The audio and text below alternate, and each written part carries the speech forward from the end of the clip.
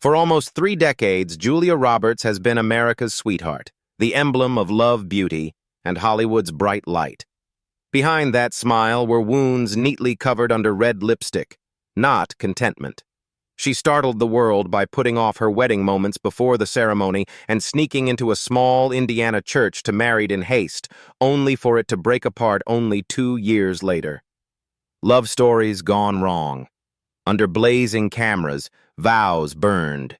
Even at her peak, Julia Roberts was Hollywood's loneliest woman, her heart broken by loss and broken relationships.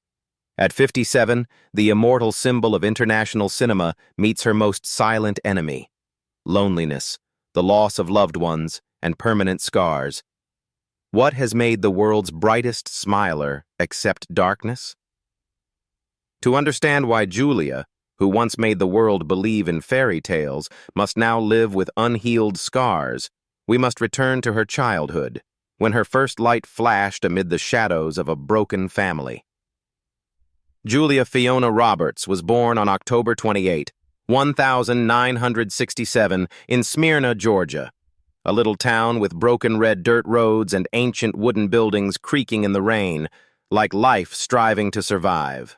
Moldy walls, a leaky tin roof, and winter winds seeping through wooden slats forced 3 youngsters to snuggle on an old bed for warmth at the Roberts family home.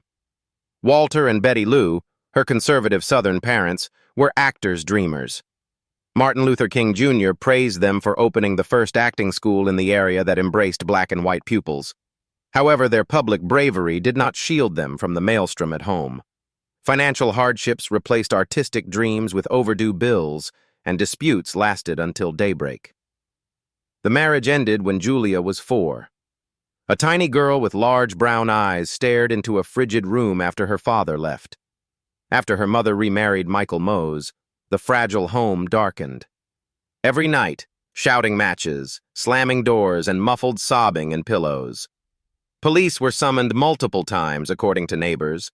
Like one incorrect sound could blow everything, Julia, her brother Eric, and her sister Lisa learnt to move, speak, and breathe silently. Little Julia also stutters. Fear gripped her throat as she spoke.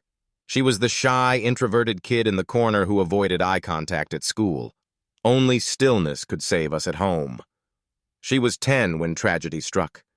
To protect his daughter, her compassionate father, her only refuge, covered his throat cancer and death.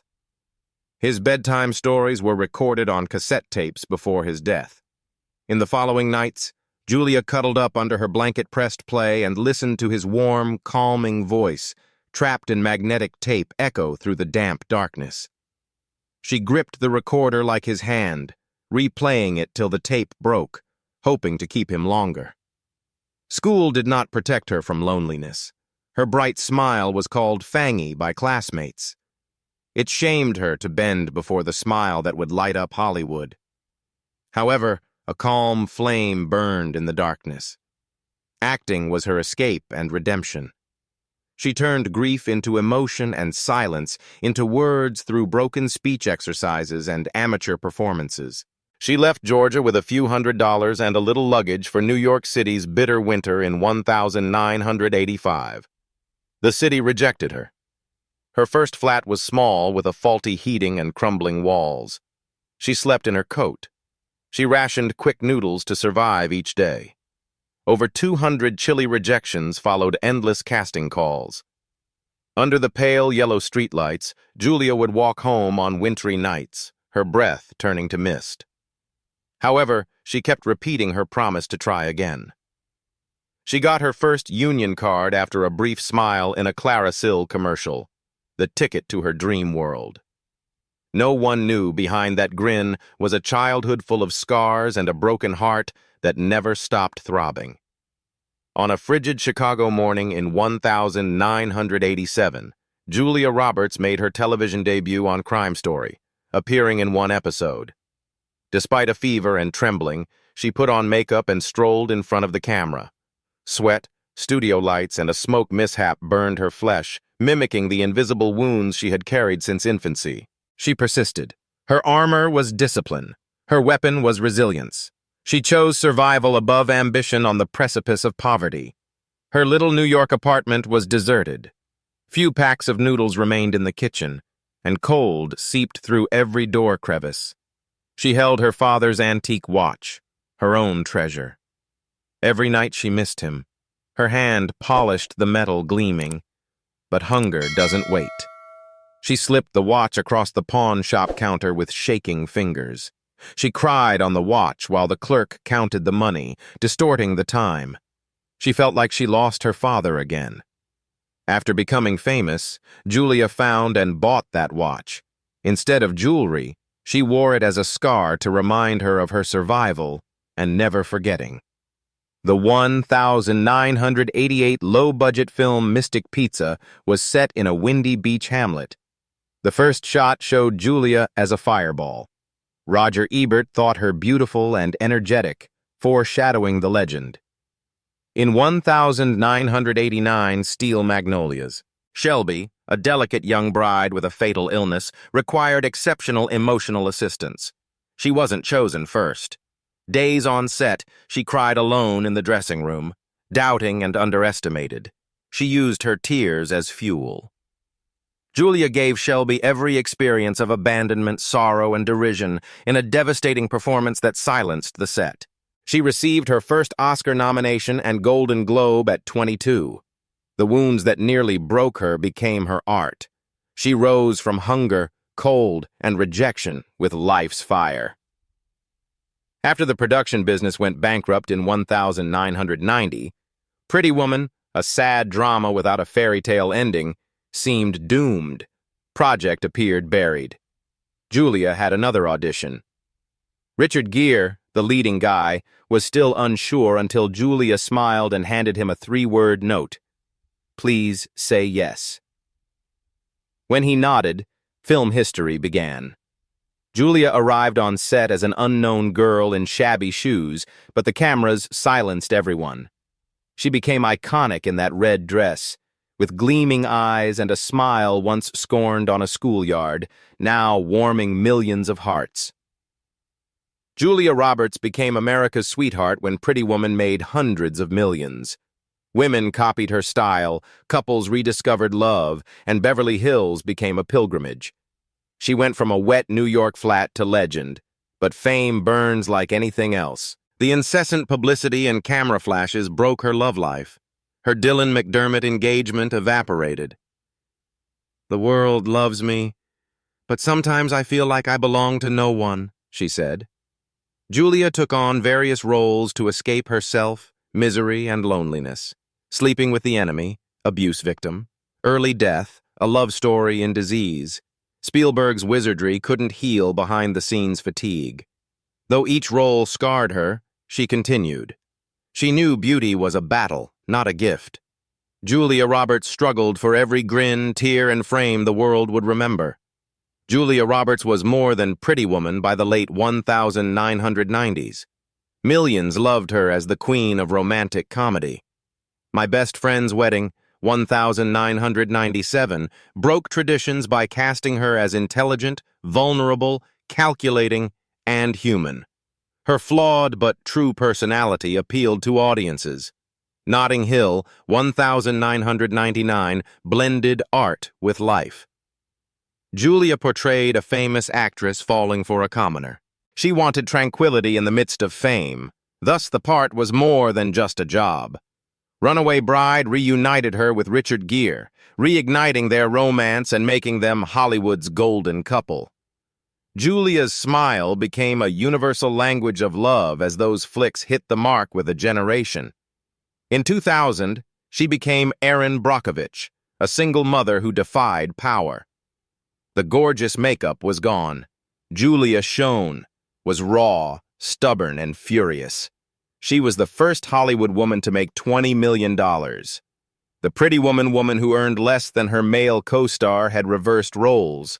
The part earned her a Golden Globe, an Oscar, and $250 million in box office revenue, as well as proving that talent pays well for all women.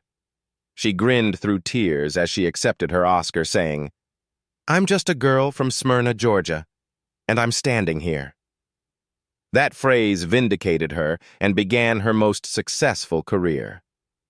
Julia Roberts became one of cinema's most powerful stars by 2001, earning billions. But numbers didn't define her legacy. A tiny child struggling through snow in worn-out shoes, pawning her father's watch to live, became a lady standing at the summit, rewriting Hollywood's rules. Julia Roberts was no longer America's sweetheart. She became a symbol of resilience and proof that deep wounds may heal. Her grin was gorgeous and a gold scar. Despite her grin, Julia's heart struggled for tranquility. Her roles and love life were always lovely but fragile. Broken engagements, broken vows, and the painful truth that fame may kill love faster than it blooms. It was Liam Neeson's calm, compassionate nature that calmed a young woman rising from hardship in her early career.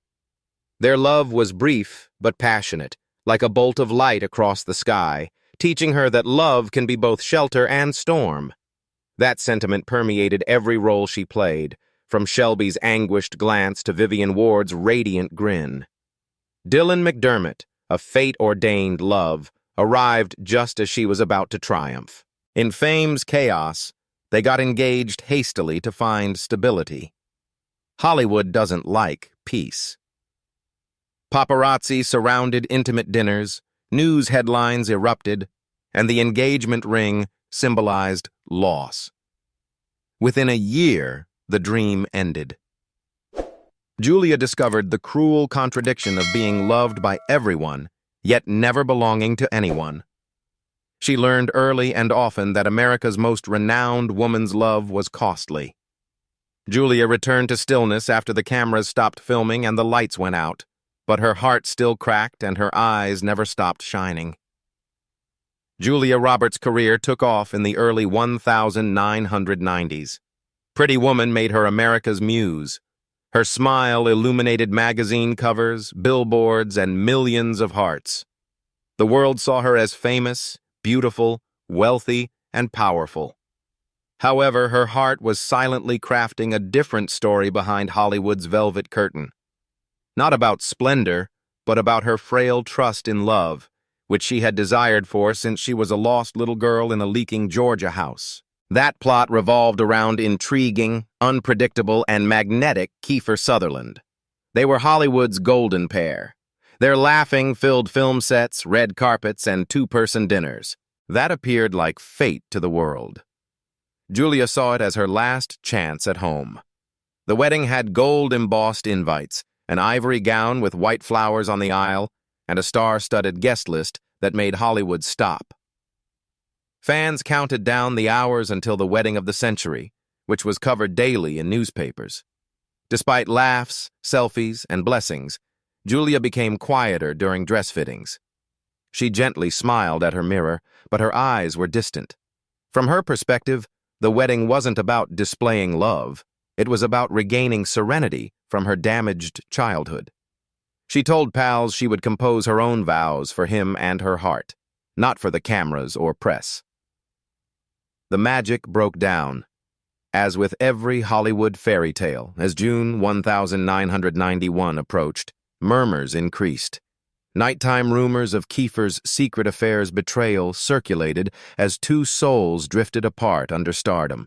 Both stayed silent, but the cacophony was overwhelming. The world waited for her 3 days before the wedding. Julia did the unthinkable. She left. It shook Hollywood like an earthquake. This bridal dress was still on the rack. Flowers illuminated the altar, but the bride was gone. White petals wilted. Wedding music never played, and joy changed to grief. The tabloids raged, speculated, and denounced.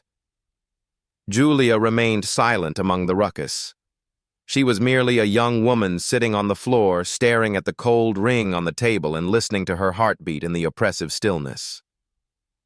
Julia later said, "Though it was the hardest thing I've ever done, leaving was the only right thing." Years later, Kiefer recognized that Julia was braver than him for leaving something that no longer seemed authentic. No blame, no bitterness, just two lovers at the crossroads where love could no longer survive.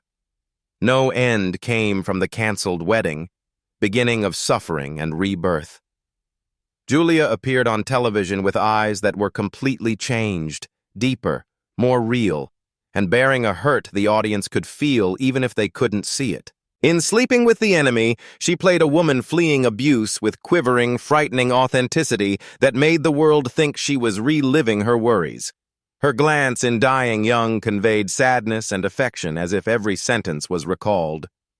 The unworn robe at the altar, the unheard vows, and the unrung bells became folklore. Julia's canceled wedding may have been a scandal, but it was the time she gained resilience, grace, and resilience. Though wounded under the brightest lights, she refused to let it define her. Julia Roberts turned her love scars into art after waiting under an arch of flowers for vows she would never make. She discovered that true strength comes from letting go when your heart tells you to. From then on, every part, smile, and accomplishment bore the echo of that fateful day when Julia Roberts chose silence instead of saying, "I do" under Hollywood's greatest lights. An unexpected turn left in 1993. Hollywood astonished. Julia Roberts, American Beauty. The symbol of love and power quietly left the cameras and married country musician Lyle Lovett in a small Indiana chapel. Her white dress and his cowboy boots were the only wedding details. It was brief, secret, and heartbreakingly true that few believed it. Julia didn't see it as a staged summer storm or Hollywood shock, a frail but honest endeavor to belong. In that moment, she wasn't movie poster queen. Love, peace, and a meaningful connection were her desires. Their marriage was peaceful yet brief. In less than 2 years, it ended quietly, without accusations or anger. Julia and Lyle separated with respect, two artists who knew that letting go takes guts. Julia wasn't disappointed. Another lesson that loss can be the start of a new chapter in the heart's journey for truth. Without children or a home, she was alone and still. Julia transformed her loneliness instead of letting it overwhelm her. She used grief as a soft armor, becoming deeper, wiser, and more yearning for real love. The world saw another headline. For her, it was a soul searching for home. Julia Roberts had experienced passionate loves that ended too soon, a broken engagement, and a failed marriage by the mids. She was still the world's biggest star, but her grin hid a tired heart. She said, "I have everything but no home." Julia then met Daniel Mauter, a cinematographer, while filming The Mexican in 2000, almost by chance. The gorgeous bustle around her contrasted with his calm, steady, and unassuming presence behind the camera. Daniel was married when they met, sparking rumors almost immediately. Speculation flooded the tabloids' headlines, but Julia and Daniel remained mute. No explanation or denial. Time spoke for them. Despite the pandemonium, time proved itself. They discovered uncommon peace. Daniel saw a person in her, not a star. His love for Julia was for her fragility, not her famed smile. Their calm friendship blossomed into love. Julia Roberts, who surprised the world by calling off a wedding 2 years earlier, walked down the aisle again on July 4, 2002, without cameras or a red carpet. Her little New Mexico property was only scented by wildflowers and breeze. No reporters were invited. Even close friends knew later. Julia wore a modest outfit. No crown, choir, just said "I do" into the silence. No longer America's sweetheart. She had discovered her home. Julia learned stability from Daniel that fame could never provide. "When everyone sees me as a star, he sees me as a person," she added. From simplicity, she was reborn. They constructed a durable, not spectacular life. Julia had twins Hazel and Phineas in 2004 and Henry in 2007. Julia stated she was proudest of being a mother, not an actress, among children's laughing and sunlight on her porch. Her existence at their Taos ranch was measured in warm breakfasts, bright afternoons, stretching across the yard, and pleasant evenings with her family, not box office numbers or magazine covers. Daniel Malter. Her anchor, the former cameraman, calmed her old wounds. Julia Roberts' best role wasn't Vivian Ward or Erin Brockovich. No script, no director. It was real life. Wife, mother, partner. The woman who had stood under the world's brightest lights, devastated by broken hopes, suddenly discovered contentment in calm simplicity. She chose home's soft light over fame's crown. Julia Roberts eventually grasped what Hollywood could never teach her, that living in peace might be the ultimate accomplishment. Julia was inexpressibly sad when her half-sister died in 2014. There were no headlines or clamor, just a calm gloom in her soul. Friends say she kept it hidden to honor the deceased and maintain her fragile peace. When the ranch was quiet and her children slept, that loss would return and sit peacefully at the edge of the light like a shadow. It reminded me that even the brightest grin can wobble, that even a life full of love cannot escape separation, and that the heart endures by learning to hold both joy and sadness. The divide between her and her brother actor Eric Roberts was sometimes painful. Eric has struggled with addiction, legal issues, and the press's constant criticism since Pretty Woman made her famous in the mid-1990s. Pride and misunderstanding ended in silence. The siblings built separate lives that seemed to exclude each other. Life's calm mercy provided a bridge. Eric softened when he held Julia's twins for the first time in 2004. Looking at those innocent faces, years of bitterness faded. The past remained, but their wall broke. Kinship returned in the cracks hollow. Julia learned that healing meant accepting pain gracefully, not eliminating it. If Hollywood defined Julia by red carpets and box office numbers, these moments of reconciliation and remembering illustrate her humanity. The world-famous celebrity still shines, but her light has softened to include love, forgiveness, and the quiet courage to keep going despite the heartbreak that cannot be filled. Julia Roberts, 57, is now a lady who has survived the storms, proudly wears her scars, and found a quiet place to shine, perhaps more deeply than ever before. She no longer runs from film set to establish herself. Her career is now a measured, precious dance, not a retreat, but a triumph. She mirrors her own reality and ours in every role. The image of a daughter breaking under a fractured family in August Osage County was memory turned into art. Julia Roberts' story, when stripped of Hollywood glamour, is ultimately a human narrative of endurance, self-confrontation, and the slow reconciliation between fame and fragility. To me, her life symbolizes both the destructive and redemptive powers of pain, how adversity can be both a curse and a form of quiet refinement. It is tempting to romanticize her resilience, to see her as the triumphant emblem of a woman who conquered heartbreak and transformed it into art. But what strikes me most deeply is not her triumphs, her Oscar, her record-breaking salary, or her global adoration. It's her capacity to remain whole amid the continuous fragmentation of her private world. She lived under the cruel paradox of being loved by millions, yet profoundly lonely. Her life reminds us that fame amplifies both applause and emptiness.